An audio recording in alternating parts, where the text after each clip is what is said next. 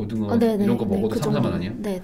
한국 식당도 있는데 거기 김치찌개 한 3만 얼마, 3만 5천 원 이 정도에 그래요? 팔아요. 야, 그거 엄청 비싸네요. 네. 가처분 그래서 소득이 외식을 그렇게 자주 못해요. 외식도 못 하고. 네.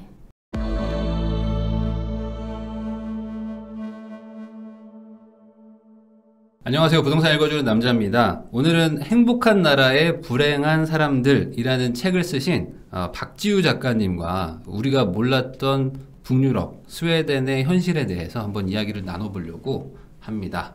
작가님, 우리 구독자분들한테 한번 소개 한번 해주시죠. 네, 안녕하세요. 부일남 구독자 여러분. 저는 작가 박지우라고 합니다. 반갑습니다. 네, 우리 작가님이 실제로 스웨덴에서 살다 오셨죠? 네. 어느 도시에? 저는 스톡홀름에 있었어요. 스톡홀름이면은 유명한 도시잖아요. 네. 네, 가장 큰 도시인가요? 북유럽에서는 제일 큰 도시. 아, 북유럽에서 제일 네, 커요. 인구 100만 좀 안 되는데 네. 제일 커요. 사실 북유럽 하면은 우리나라 사람들 입장에서는 되게 막 선망의 지역, 가면 너무 살기 좋아요, 뭐 행복의 도시 이런 느낌인데 이렇게 책을 쓰신 거 제목만 보면 네. 뭔가 좀 그게 아닌가 봐요. 네, 저도 사실 그런 생각을 가지고 네. 스톡홀름에 지원을 해가지고 다녀온 건데 네. 생각이랑 좀 괴리가 있었던 것 같아서 현실이 네. 그래서 다녀와서 이런 책을 쓰게 됐어요. 그럼 가실 때 기대했던 건 뭐였어요? 가실 때는 이제 복지 체제가 잘 구축이 되면 이제 누구나 평등하고 또 되게 여유롭게 살 수 있다고 해서 경제적으로도 여유롭고 네, 뭐 여러 가지 혜택이 여유롭고. 많아서 사람들이 뭐 실업을 하든 뭐 어떤 상황이 있든 절대 걱정을 하지 않고 네. 국가가 다 케어를 해주는 네. 그런 시스템이 있다고 해서 이제 좀 궁금하기도 하고 공부를 해보고 싶은 마음에 이렇게 지원을 했는데 실제로는 뭐 여러 가지 병폐도 있고 또 단점도 있다는 걸 알게 돼서 우리가 그동안 너무 좋은 점만 본 게 아닌가 복지제도에. 그래서 저는 좀 단점에 집중을 해서 책을 쓰게 됐죠. 사실 스웨덴 하면은 복지 천국, 엄청난 복지가 있다 뭐 이렇게 얘기들을 하는데 그 부분은 사실인가요? 그러면 복지는? 네, 복지 간단하게 설명을 해드리면 이제 국민연금이 있는데요. 네. 소득 대체율이 한 50% 초반대 정도 돼요. 한국보다 약간 높은 정도. 한국도 뭐 거의 50% 가까이 나오거든요. 네. 그래서 한 달에 한 170만 원 정도 연금을 수령을 한다고 하고요. 65세 이상부터. 65세 이상부터. 네. 그리고 정말 가난한 사람을 위해서는 기초연금이라는 게 있는데 이거는 한 달에 한 100만 원 정도 나오는 거예요. 그래서 이 사람들은 소득 떼고 주거비 빼고 하면 한 달에 한 50만 원 정도 남는다고 하더라고요. 그래서 물가가 세다 보니까 그래서 저는 스웨덴 처음 갔을 때 스웨덴 할아버지들이 길거리에 쓰레기통 뒤지면서 이렇게 빈병 주워가지고 비닐봉지에 넣고 이런 광경을 되게 많이 봐서 너무 신기해가지고 스웨덴 하면은 그런 사람들은 없는데 아니에요? 네, 그래서 저도 너무 자주 그런 분들이 보이길래 이렇게 스웨덴 직원한테 한번 물어본 적이 있었는데 되게 아무렇지도 않게 자기도 뭐 학교 다니고 이럴 때 저런 거 많이 했는데 한 달에 한 4, 50만 원을 벌 수 있다고. 빈병 주워서 4, 50만 원을 벌어요? 네, 그래서 그런 노인분들이 되게 많은 거를 보고 약간 의아했는데 그러니까 실제로 한 10% 정도는 기초연금으로 한 100만 원도 못 받고 산다고 하니까 그럴 수도 있겠구나라는 생각이 들었어요. 기초연금이라는 게 그 뭐 옛날에 직업이 뭐였든 소득이 얼마였든 상관없이 그냥 저소득층 노인들. 저소득층한테 무조건 100만 원 주는 거. 그리고 또 어떤 그 외에는 이제 뭐 육아 수당이라고 해서 아기가 있으면 한 달에 16만 원 정도 나오는 게 있고요. 그리고 뭐 육아 휴직하면은 하루에 그 받을 수 있는 수당 상한액이 한 13만 원 정도 돼요. 그러니까 하루에 13만 원 정도 그러니까 육아 휴직에 대한 수당이 나오고 그 실업보험은 국가에서 해주는 건 아니고 민간보험이라서 따로 들어야 되는 거긴 한데 그 수급 대상자가 되면 한 달에 한 세금 떼고 한 170만 원 정도 받을 수 있어요. 그러니까 뭔가 실업을 하더라도 그 기본적인 생활비를 지급을 해주고 그리고 노인이 되면 또 그래도 기본적인 생활비는 주고. 네, 그렇지만 경제적으로 여유 있는 정도는 아니고 이제 필수적인 생활을 할 정도. 그 차이네요. 우리나라 사람들은 막 되게 여유 있게 주는 줄 아는데 그게 아니고 절대 그렇진 않아요. 정말 딱 먹고 사는 정말 최소한의 수준까지만 준다. 대신에 저 의료랑 그 학비 이런 거는 다 무료죠. 네네. 학비는 유치원은 돈을 내야 되고요. 소득에 따라서 한 20만 원 정도까지 내기도 하고 초중고 대학교까지 다 무료예요. 초등학교부터 고등학교까지는 학용품도 주고 컴퓨터도 인당 한 명씩 하나씩 그렇게 주기도 하고 대학 들어가면 정부에서 그 생활비에 쓸 수 있도록 한 달에 한 40만 원 정도가 나와요. 용돈도 주고. 네. 이거는 방학 때는 안 나고요. 방학 때는 안 나고. 학기 다닐 때만. 아, 그러면은 아이를 낳으면 하여간에 뭐 큰 돈 들어가는 거는 없고, 네. 그리고 태어나면 병원에 가도 큰 돈 들어가는 건 없다. 네, 병원은 이제 무료니까 아예 돈이 안 드는 거죠. 야, 그거는 참 듣기 좋은 그런 복지인데. 그런데 네. 제가 아는 사람은 이제 워낙에 병원 가기도 힘들고 예약을 잡기가 되게 힘들다 보니까 그 스톡홀름에 있는 한 사립병원이 있는데 이제 네. 거기 멤버십을 운영을 해요. 네. 한 달에 한 130 뭐 이 정도 주면은 네. 전문의를 대기 없이 바로 만날 수 있다고 그래가지고 네. 거기 그 돈 내고 그냥 그 소아병원을 다니고 있어요. 그러니까 공공 무료 이런 의료 제도가 있는 나라들은 무료긴 한데 치료받기가 힘들다라고 네, 네, 하는데 맞아요. 스웨덴도 그런 거예요? 네, 그 대부분 무상 의료를 실시하는 나라들이 비슷해요. 일단 의료 수요가 엄청 높아지거든요. 많을 왜냐면 수밖에 무상 없죠. 교육을 하면 학교를 두세 군데 다니진 않잖아요. 근데 의료를 무상으로 하면 이게 수요가 얼마나 폭증을 그렇죠. 할지를 예상을 할 수가 없어요. 그래서 스크리닝을 해요. 아, 그래서 보통 그 예약을 해야 되는데 네. 예약을 할 때는 뭐 전화를 하든지 아니면 인터넷 사이트에 접속을 해서 예약을 하고 그러면 상담사랑 내 증세를 얘기를 하는데 그러면 상담사가 너는 병원에 올 필요는 없는 것 같아 이러면 이제 병원을 못 가는 거고 못 가요. 와도 괜찮겠다라고 하면 그 시간을 잡아주는데 보통 한 3일 정도 뒤에 아니면 길면 한 달 정도 뒤에 잡아주는 경우도 있고 한 달 뒤요? 네. 그럼 예를 들어 감기다. 내가 감기로는 못 가요. 가지도 못해요. 아, 네. 야, 그럼 그런 그거는 거는 상담할 때 당연히 잘리죠. 아, 그 약국 가서 그냥 먹고 그냥 네. 쉬어라 네. 이런 거고 뭐 피가 나요. 뭐 칼에 베었어요. 이 정도 돼야 그러면은 이제 네. 보통 응급실 가야 되는데 응급실 가도 그 정도로는 빨리 치료 안 안 해줘요? 해주고 한 7, 8시간 정도 기다려요. 7시간? 피 나도 그냥 네. 응급처치만 해주고 아, 네, 기다리고 네. 있는 거예요? 네. 그러니까 그 정도로 그러면 공공의료기 때문에 그 뭐랄까 공급할 수 있는 그 양이 한정돼 있어서 오는 사람이 너무 많으니까 네, 계속 그 이렇게 건보료 재정을 유지를 하기 위해서는 당연히 아. 그런 식으로 쳐낼 수밖에 없어요. 그렇겠죠. 그리고 네, 그리고 그 전문의를 만나는 것도 되게 힘들고 일단 그런 식으로 예약을 하면 보건소 같은 곳에 가는데 가서 의사나 일반이나 아니면 간호사랑 상담을 하거든요. 간호사랑 상담을 해요? 네, 아. 그래서 의사를 못 만나는 경우도 많이 있어요. 네, 그래서 야. 전문의를 만나기도 힘들고 또 의사 자체를 만나기가 힘든 게 제가 네. 아는 친구가 임신을 해서 아기를 낳았는데 네. 아기 낳을 때까지 의사를 한 번도 못 봤다는 거예요. 그래요? 어떻게 그게 간호사랑만 계속 만나고 그리고 자연분만을 하면 간호사가 받는다고 아, 하더라고요. 그래요? 그래서 제왕절개를 해야 의사가 나타나서 의사를 본다고 그렇게. 아, 그럼 뭐 애가 뭐 어떤 상태인지 뭐 이런 거 그런 거를 다 간호사가 체크를 하는 간호사가 거예요. 다 해줘요? 네. 아, 그래서 그래요? 의사 인력이 되게 귀하기도 하고 만나기가 아. 쉽지가 않아요. 그래요?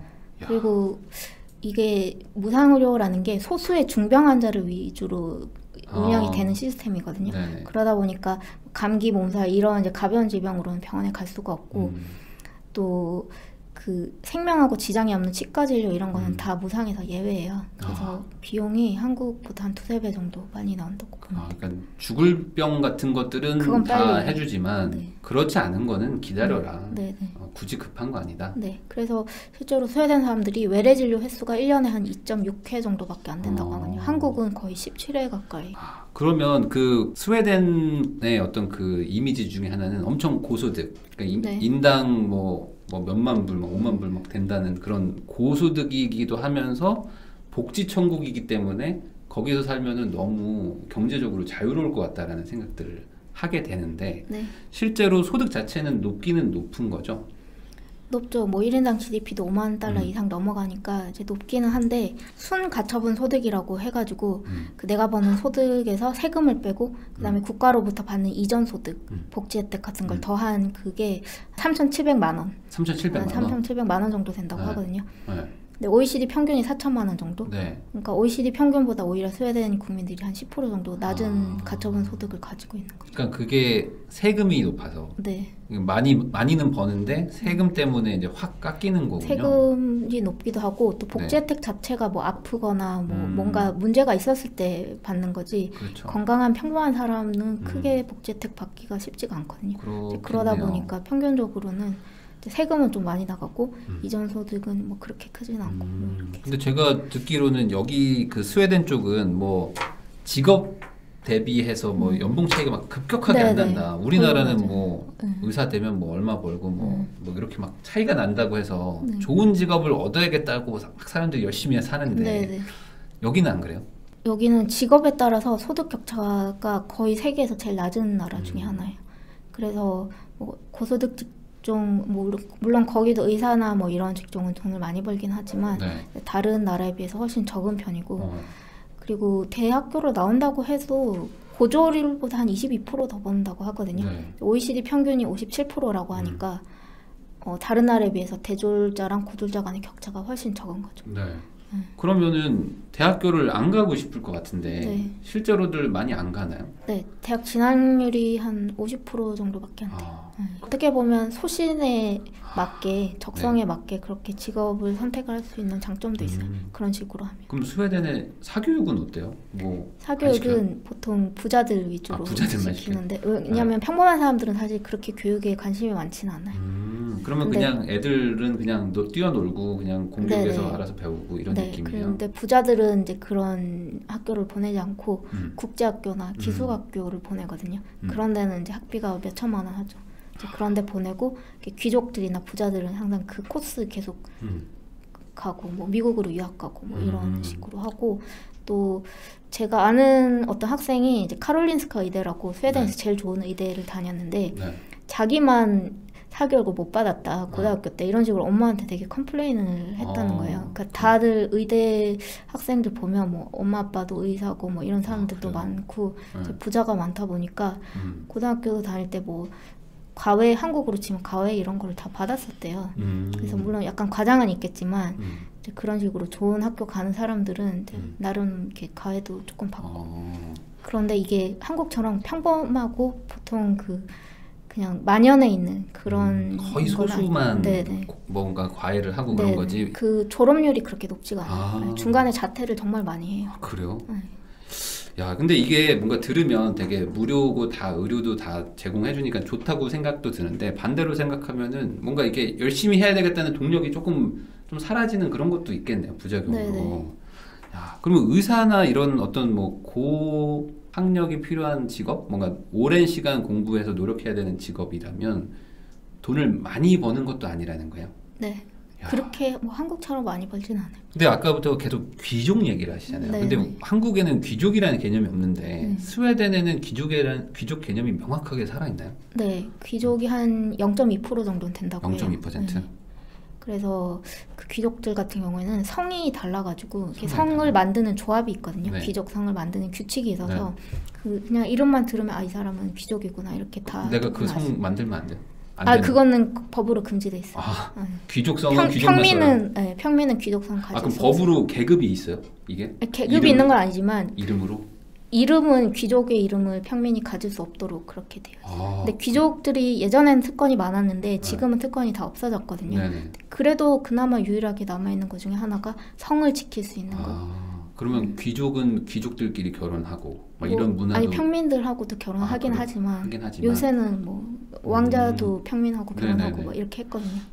여전히 그 사회에선 귀족이라는 계급을 인정해준다는 거죠? 네, 그래서 상류층에 귀족들이 되게 많이 있어요. 우리나라 사람들은 대부분 뭐 50억 부자 될 거야, 100억 부자 될 거야 막 이런 얘기들을 하는데 이 스웨덴 이쪽에서는 지금 그런 식의 어떤 뭐 상승 이런 거는 꿈꾸기가 좀 어렵나요? 별로 사람들이 그렇게 그 신분을 상승해야 되겠다는 욕심이 그렇게 많지가 않아요. 그런 욕심 자체가 없어요. 네네. 그 또 청교도 윤리를 되게 많이 그 사회 저변에 뿌리 잡혀 있는데 그러다 보니까 이제 항상 검소하고 막 불을 과시하는 걸 되게 천박하다고 생각하고 이런 근데 물론 부자들은 뭐 명품 사고 뭐 비싼 차 타고 다니고 그렇긴 하지만 보통 사람들이 막 비싼 거 사고 뭐 이렇게 하는 경우는 별로 없고. 그래서 그렇게 막 돈을 많이 벌어야 되겠다는 그런 마인드보다는 그냥 가족이랑 시간 보내고 소소하게 뭐 행복한 걸 찾고 뭐 이런 게 더 대세인 것 같아요. 그래요? 그 세금이 엄청 높죠? 네. 이게 어느 정도 수준으로 높은 거예요? 근로소득으로 치면은 최저세율이 32%거든요. 32%. 그래서 제가 어디서 듣기로 알바해서 월 한 100만 원씩 받으면 한 30% 된다고. 그게 사실인 거죠? 네네. 그리고 최고 세율도 한 50% 될 거 아니에요. 네, 당연히. 최고 세율은 뭐 웬만한 나라에서 사실 네. 그 정도로 많이 높이고는 있는데 문제는 한국이나 미국 같은 경우에는 한국도 한 10억 벌어야 49.5%에 진입을 하거든요. 네네. 근데 보통은 이제 그렇게 엄청 많이 벌어야 50% 정도를 그렇죠. 내는데 스웨덴은 6,800만 원만 벌어도 52% 구간에 진입을 해요. 6,800 벌어봐야 3,000 한 5, 600 세금 내는 거네요. 네, 그래서 스웨덴 사람들이 저금을 잘 못해요. 저금도 못하고. 저금을 하위 30%는 아예 그 마이너스라고 하고 네. 그리고 그 다음에 20%는 한 달 정도 소득만 가지고 있다고 하거든요. 그러니까 재산으로. 하위 50%대가 저축이 한 달치도 힘든 사람들이다. 네네.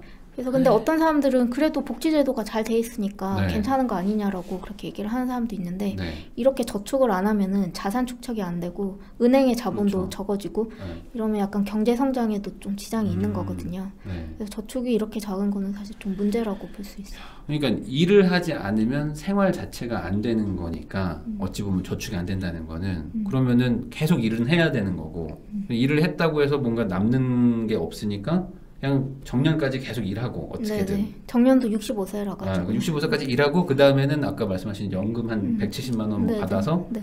그걸로 또 이제 이게 가늘고 길게 가는 스타일이네요. 이 나라는 약간. 네네. 근데 사실 제가 그 작가님을 모시게 된 계기는 가장 충격적이었던 건 저는 그거였어요.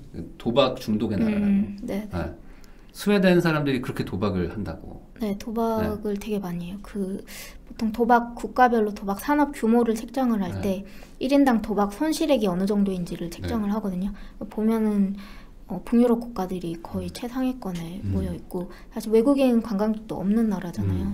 근데 그런데 이 정도로 최상위권에 있는 거는 사실은 내국민들이 되게 도박을 많이 한다. 그러니까 그 의미가 아까 말씀하셨던 것처럼 어떤 인생 역전의 기회 자체가 박탈됐다, 뭐 막혀 있다라고 생각하기 때문에 도박을 하는 건가요? 그렇기도 해요. 그리고 실제로 도박 광고가 금지가 안 돼 있어서 엄청 많이 엄청 스팸 많고. 광고 수준으로 많이 나오는데 보통 그런 도박 광고 메시지가 다 그래요. 뭐 인생 역전 하고 인생 싶으면 역전. 해라 이런 식으로. 그래요? 사보셨어요? 아니 저는 안 사요. 저는 뭐 별로 관심이 없어서. 네. 근데 스웨덴 사람들은 정말 많이 진짜 사고 많이 사요? 슈퍼에 보통 도박 복권이라든지 네. 경주 막권 같은 거를 팔거든요. 근데 항상 줄이 정말 길게 있고 그래요? 그 스크린이 있어요. 막권 경주하는 그거 앞에도 항상 사람들이 이렇게 우글우글 모여 있고 막 이래요. 그러면은 그 남은 생활비 가지고 그러니까 세금 띄고 받은 돈 거의 절반 정도를 가지고 뭐 생활비 내고 뭐 주거비 내고 하면 어쨌든 조금 남잖아요. 근데 그걸 가지고 1억 원을 하는 거예요. 어찌 보면 뭐 약간 재미일 수도 있지만 네네. 이거 말고는 방법이 없다라는 생각으로 하는 거이기도 하다. 그렇게 네. 보면 될까요? 그럴 수도 있어요. 그러면은 지금 세금도 이렇게 많이 가져가는데 물가도 높은 나라일 거잖아요. 네네. 그러면은 진짜 뭐 사는 거 자체가 팍팍하겠어요. 차도 못 산다면서요. 일단 부가가치세가 25%거든요. 한국이 부가세가 25%. 네, 한국이 10%잖아요. 네. 그래서 부가가치세가 높다 보니까 이제 뭘 사더라도 일단 물건 가격이 되게 비싸고 네.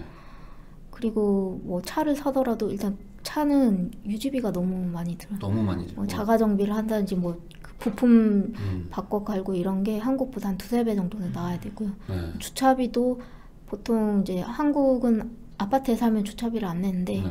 거기는 실내면은 신식 아파트는 실내에 네. 주차장이 있기도 하거든요. 그러면은 뭐 한 2-30만 원씩 30만 내야 돼. 원씩 주차비로. 네, 그리고 네. 도로에 양면 주차 하더라도 뭐 한 달에 한 10만 원, 20만 원씩 내야 되고. 우리 근데 시청자분들이 물가가 잘 와닿지 않을 수 있으니까 네. 이게 이 정도 가격이다 뭐 했던 거 혹시 뭐 와 이게 이렇게 비싸 이런 거 없었냐? 아까 자동차 수리비 사람이 들어가면 엄청 비싸지나요? 네, 일단 머리 깎는 거? 머리 깎는 거 동네 미용실 그냥 가도 네. 5-6만 원 이상 5-6만 하고 원이에요? 염색은 한 3-40만 원부터 시작하고 염색이 40. 그래서 그렇게 하는 사람 미용실 가서 하는 사람이 잘 없어요.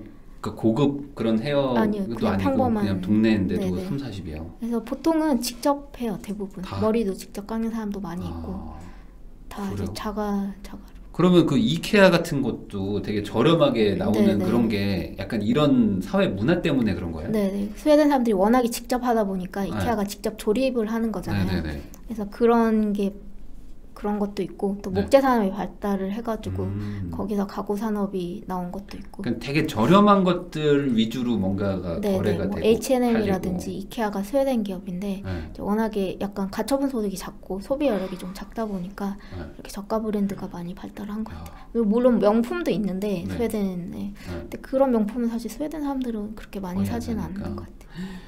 그러니까 되게 국가도 돈이 뭐 어찌 보면 많을 수도 있고 그다음에 개인 소득도 되게 높은 나라인데 그걸 대부분 다 세금으로 우선 가져가니까 국민들 자체는 조금 약간 좀 이렇게 뭐 경제적으로 여유 있게 산다는 느낌은 아닌 거네요. 네. 외식도 잘 못하고 외식 거의 음식값 비싸요. 외식? 외식은 동네에서 먹어도 한 3, 4만 원 1인당. 뭐 그냥 예를 들어 우리 같은 사람들이 그냥 뭐 그냥 김치찌개랑 뭐 그냥 이렇게 뭐 고등어 네네. 이런 거 먹어도 그 3, 4만 원이요? 네네. 한국 식당도 있는데 거기 김치찌개 한 3만 얼마, 3만 5천 원 이 정도에 그래요? 팔아요. 야, 그거 엄청 비싸네요. 네. 가처분 그래서 소득이 외식을 그렇게 자주 못. 외식도 못 하고. 네.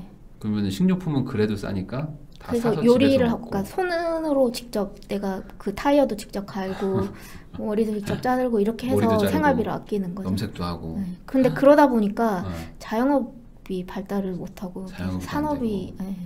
그러면 뭐 음식점들도 많지도 않을 거고. 음식점도 별로 없어요. 그러면은 당연히 맞벌이를 할 수밖에 없겠어요. 이분들은. 거의 다 맞벌이. 저는 가정주부인 사람을 거의 본 적이 없어요. 대신에 맞벌이 하기에는 또 국가가 또 네네. 왜냐면은 제도를 아주 타가소가 잘해주고. 한 살만 돼도 타가소에 맡길 수가 있으니까 네. 그 한 살 될 때까지는 육아휴직 쓰고 아, 한 살 되면 타가소에 맡겨서 회사 다니고 뭐 이런 이게 식으로. 저도 우리 애가 이제 초등학교 들어갔는데 네. 12시 반 막 1시에 오더라고요. 우리나라는. 네. 그러면 이걸 어떻게 하라는 건지 맞벌이를 하는데 애가 1시에 집에 오면 그러니까 우리는 무조건 뭐 학원을 보내든 뭐 어디를 보내야 되는데 그 스웨덴 이런 데는 그럼 아예 막 그 퇴근 시간까지 다 맡아줘요. 네, 퇴근 시간까지. 퇴근이 근데 늦지가 않으니까 퇴근 시간까지 맡아주고 초등학교도 방과 후에 뭐 예능이라든지 스포츠 할 수 있는 그런 프로그램이 다 다 있거든요. 해주고 네, 비용도 그래서- 무료고. 아니, 그거는 조금은 그거 조금 그런데요. 내요. 네. 아, 학용품도 주고. 학용품 무료로 주고. 그리고 공부 열심히 하면 대학도 그냥 보내주고. 네네. 점수만 나오면 네. 다 갈 수 있고 학비도 다 내주고. 네. 그러니까 이게 소박하고 큰 돈 쓰지 않고 살 수는 있지만 네네. 대신에 그 외에 들어가는 비용도 없다. 뭐 크게 돈이 들어가는 것도 별로 없기 때문에 그냥 이렇게 살면은 또 거꾸로 생각하면 또 경제적으로 아주 뭐 이렇게 고통받거나 네네. 극단적으로 이렇게 무너지거나 이런 네네. 사람들은 또 막아주는 거네요. 네네. 그러면은 결국에 이런 상황이라면 스웨덴 분들은 뭘 위해서 사는 거예요? 어떤 게 원동력이 되는 거예요? 제일 큰 낙이 여름 휴가를 보통 한 달 정도 가거든요. 여름 휴가? 그거를 기다리면서 1년을 사는 것 같아요. 여름 휴가 가려고 1년을 산다. 네, 보통 이제 스웨덴 사람들한테 부탁을 할 때는 겨울에는 부탁하면 안 된다고. 왜요? 여름에 부탁해. 그러니까 겨울에는 너무 우울해하니까. 우울해하니까. 네, 그 해가 짧아가지고 겨울에는 해가 거의 안 뜨거든요. 아. 되게 우울해하고 한 5개월 정도는 가요, 겨울이. 그래요? 근데 이제 봄이 시작되면 그때부터 얼굴이 밝아져가지고 여름 되면은 이제 되게 좋아하고 일광욕 같은 거 하는 거 좋아하고. 여름 휴가를 위해서 11개월을 사는 나라 이렇게 볼 수 있겠군요. 네. 스웨덴도 월세로 사는 월세가 엄청 비싸요? 사람한테 비싸죠. 아 그래요? 전세가 없다 보니까 네네. 월세는 그냥 스톡홀름 같은 경우에는 원룸에 살아도 100만 원은 내야 돼요.